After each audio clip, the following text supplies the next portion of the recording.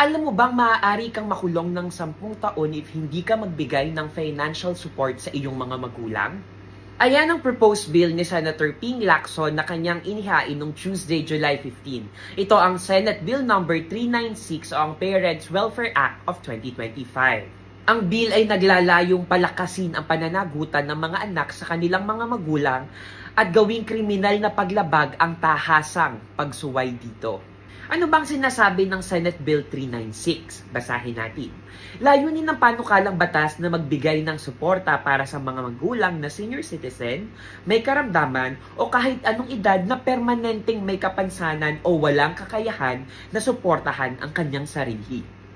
Sabi ni Lacson, bagamat nasa batas na ng Family Code ang pagsuporta ng mga anak sa kanilang mga magulang, marami pa rin ang hindi sumusunod dito. Ayon sa panukalang batas, maaaring mag-file ng petition sa local court ang mga magulang. Kung lumabas na ang court order at hindi nag-comply ang anak sa loob ng 3 buwan, maaari silang makulong na hanggang 6 na buwan o magmulta ng 100,000 pesos. Kung totally naman i-abandon na ng mga anak ang kanilang magulang, maaari silang makulong ng mula 6 hanggang 10 taon at magmulta ng 300,000 pesos. Umani ng batikos ang bill ni Lacson. Sabi ng mga kritiko, dapat daw hindi ituring na investment ng mga magulang ang kanilang mga anak.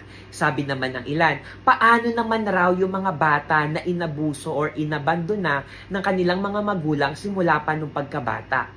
Sinasabi rin ng ilan na sakaling maging batas ito, maaari itong abusuhin ng ilang mga magulang at gawing bala laban sa kanilang mga anak.